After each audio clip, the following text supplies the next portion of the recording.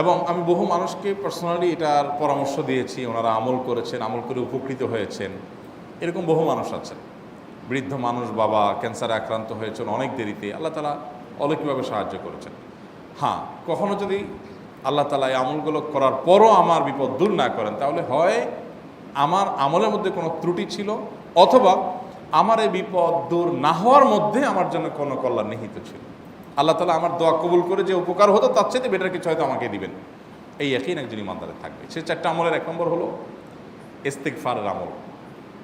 ইস্তেগফার, আপনি ফেসে গেছেন কোনো জায়গায়, কোনো উপায় পাচ্ছেন না, আপনি ইস্তেগফার করতে থাকেন। আস্তাগফিরুল্লাহ ওয়া আতুবু ইলাইহি, আস্তাগফিরুল্লাহ ওয়া আতুবু ইলাইহি, আস্তাগফিরুল্লাহ ওয়া আতুবু ইলাইহি, আস্তাগফিরুল্লাহ, আস্তাগফিরুল্লাহ, আস্তাগফিরুল্লাহাল্লাযী লা ইলাহা ইল্লা হুয়াল হাইয়ুল কাইয়্যুম ওয়া আতুবু ইলাইহি ওয়া লা হাওলা ওয়া লা কুওয়াতা ইল্লা বিল্লাহ। اللهم أنت ربي لا إله إلا أنت خلقتني وأنا عبدك وأنا على عهدك ووعدك ما استطعت أعوذ بك من شر ما صنعت أبوء لك بنعمتك علي وأبوء لك بذنبي فاغفر لي فإنه لا يغفر الذنوب إلا أنت سيد الاستغفار। এভাবে যে কোনো ইস্তেগফার করতে থাকেন, আপনি বেশি বেশি করে আল্লাহর কাছে ইস্তেগফার ক্ষমা প্রার্থনা করতে থাকেন, খুব বেশি।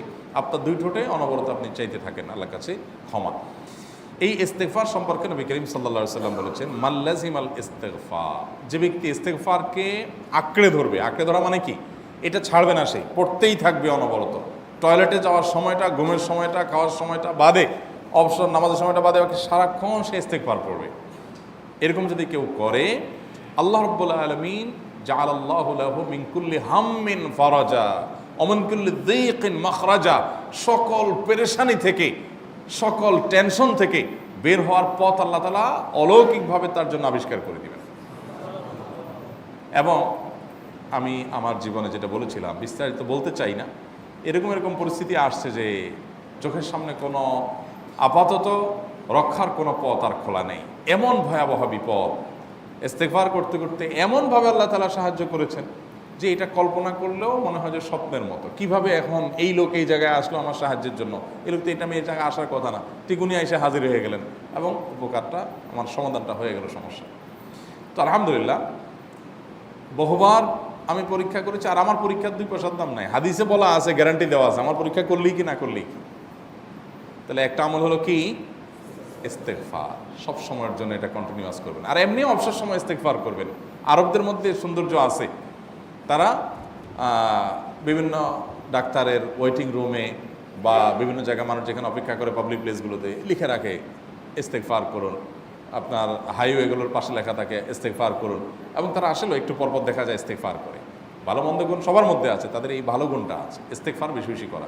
আমরা ইস্তেগফার সচরাচর এইভাবে অনবরত অবসর সময় করার অভ্যাস অনেকের মধ্যেই নাই। আমরা এটা চালু করবো ইনশাআল্লাহ। বিশেষ করে যখন কোনো সমস্যা হবে তখন ইস্তেগফার চলতে থাকবে মুখে অনবরত, ধীরে ধীরে মহব্বতের সাথে নিজেকে, নিজের পাপ অপরাধগুলোর কথা স্মরণ করে আল্লাহর কাছে মাফ চাইতে থাকবো, পেরেশানি দূর হবে ইনশাআল্লাহ। 1 নাম্বার 2, দুরুদ। নবী করিম সাল্লাল্লাহু আলাইহি সাল্লামের প্রতি দুরুদ পাঠ করা, এটা যদি আপনি নিয়মিত করতে থাকেন মহব্বতের সাথে, আল্লাহুম্মা সাল্লি আলা মুহাম্মদ ওয়া আলা আলি মুহাম্মদ কামা সাল্লাইতা আলা ইব্রাহিম ওয়া আলা আলি ইব্রাহিম ইন্নাকা হামিদুম মাজিদ, আল্লাহুম্মা বারিক আলা মুহাম্মদ ওয়া আলা আলি মুহাম্মদ কামা বারাকতা আলা ইব্রাহিম ওয়া আলা আলি ইব্রাহিম ইন্নাকা হামিদুম মাজিদ। আপনি একবার ছোট দুরূদ যদি পড়েন, সাল্লাল্লাহু আলাইহি ওয়াসাল্লাম, সাল্লাল্লাহু আলাইহি ওয়াসাল্লাম, আল্লাহুম্মা সাল্লি আলা মুহাম্মদ ওয়া আলা আলি মুহাম্মদ, শুধু এইটুকু পড়েন। জাযাল্লাহু আন্না মুহাম্মাদাম মা হুয়া আহলু, শুধু এইটুকু পড়েন। আপনি এইভাবে যেই কোনো দুরূদ নবী করিম সাল্লাল্লাহু আলাইহি ওয়াসাল্লামের প্রতি যদি পড়েন এবং পড়তে থাকেন অনবরত, ইস্তেগফারের পাশাপাশি দুরূদের ক্ষেত্রে নবী করিম সাল্লাল্লাহু আলাইহি ওয়াসাল্লাম বলেছেন যে এইটা তোমার জন্য যথেষ্ট হয়ে যাবে। তুমি যদি আল্লাহর কাছে আর কোনো দোয়া করতে না পারো, শুধু দুরূদটা পড়ো, তোমার সব পেয়ে যাবে, কিচ্ছু লাগবে না। এক সাহাবী বলছেন, রাসূলুল্লাহ, আমার দোয়ার মধ্যে দুরূদ কত পার্সেন্ট রাখবো? আমি তো আমার অনেক কিছু আল্লাহর কাছে চাইবো, দুরূদ মানে তো নবীজির জন্য দোয়া, মানে আমার জন্য তো আমি দোয়া করবো, আপনার জন্য দোয়া কত পার্সেন্ট করবো? 1/3, 1/4, তারপরে হাফ, এবার বিভিন্ন পার্সেন্টেজ বলছিলেন তিনি। নবী করিম সাল্লাল্লাহু আলাইহি ওয়াসাল্লাম বলেছেন যে হ্যাঁ, এর বেশি করতে পারলে আরও ভালো, আরও ভালো। তো ভদ্রলোক এর বেশি, ওই সাহাবী রাদিয়াল্লাহু তাআলা আনহু, তিনি এর বেশি বাড়াতে একটা পর্যায়ে বলছেন যে আমি সব দোয়া আপনার জন্য করি। নবী করিম সাল্লাল্লাহু আলাইহি ওয়াসাল্লাম বলেছেন তাহলে তোমার আর কোনো দোয়াই করতে হবে না, এর মধ্যে সব দোয়া চলে আসবে। কারণ আপনি যদি বলেন আল্লাহ আপনার নবীর প্রতি আপনি রহমত নাজিল করেন, আপনার নবীর প্রতি আপনি শান্তি নাজিল করেন, আপনি যেটা দোয়া করেন, তো আল্লাহকে আল্লাহর নবীর প্রতি আপনি রহমত নাজিল করতে বললে আল্লাহ তাআলা আপনার প্রতি রহমত নাজিল করবেন কি করবেন না?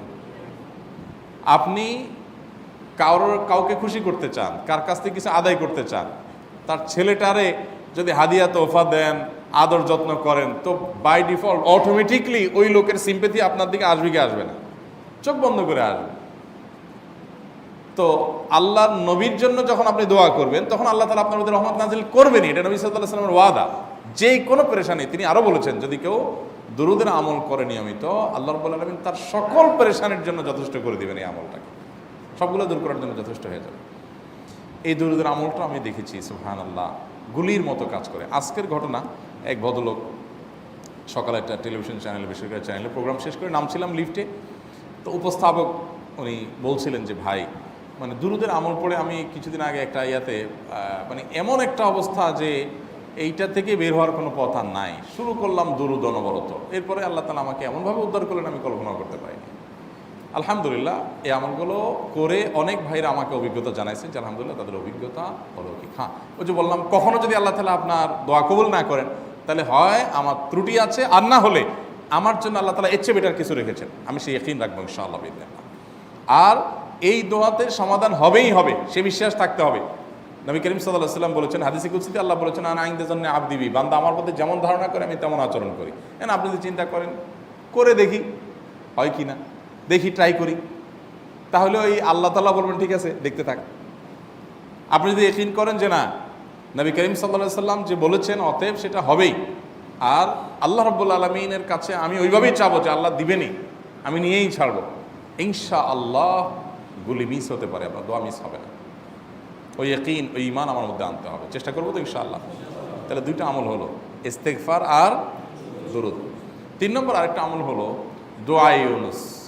দোয়া ইউনুস, লা ইলাহা ইল্লা আনত সুবহানাক ইন্নী কুনতু মিনাজ জালিমিন। বেশি বেশি পড়তে থাকবেন, যখন বিপদে পড়বেন ইস্তেগফার আর দুরূদ পড়বেন সবচেয়ে বেশি, আর মাঝে মধ্যে দোয়া ইউনুস, লা ইলাহা ইল্লা আনত সুবহানাকা ইন্নী কুনতু মিনাজ জালিমিন। আল্লাহ সুবহানাহু ওয়া তাআলা কোরআনে কারিমে এই দোয়ার পরে বলেছেন ওয়াকাযালিকা নুনজিল মুমিনিন।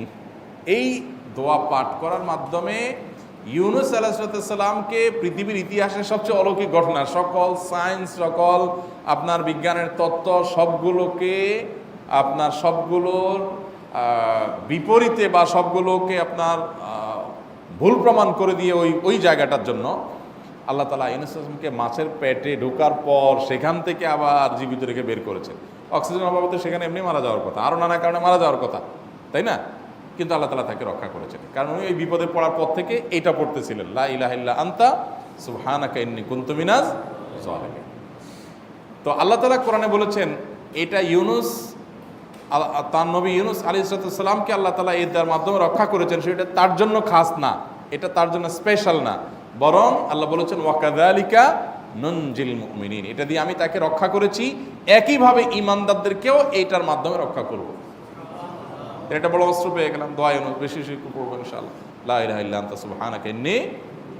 আমার দেশে আবার দেখা যায় বিপদ হয়ে গেলে তখন হুজুর ভাড়া করে যে ভাই আপনারা সবাই মিলে এটা 1 লাখ বার পড়ে দেন, 1.25 লাখ বার পড়ে দেন, টাকা দিব আপনারা পড়ে দেন। আপনারটা আপনি পড়বেন ভাই, হুজুরদের কাছে দোয়া চান সমস্যা নাই, আর হুজুরদেরকে খাটায়া টাকা দিবেন কেন, এমনি টাকা দিবেন না দিয়া। আর এই দোয়া নিজে নিজে করতে থাকবেন।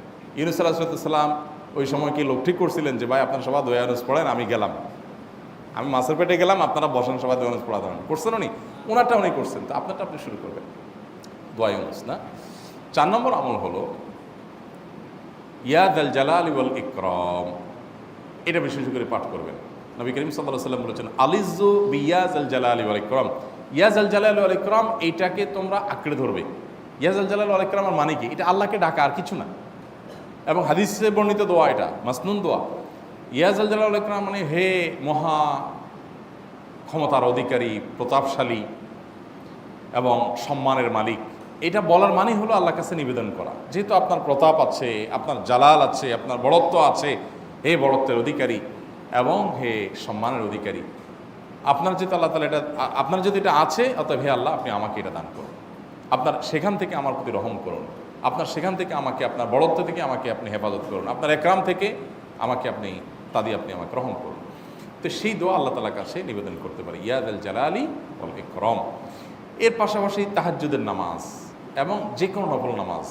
কারণ নবী সাল্লাল্লাহু আলাইহি সাল্লাম ইজা হাজাবাহু আমরুন সাল্লাহ, নবীজি সাল্লাল্লাহু আলাইহি সাল্লামের কোনো পেরেশানি শুরু হলে আগে ওযু করে 2 রাকাত নামাজ পড়তেন, ওযু করে 2 রাকাত নামাজ পড়তেন।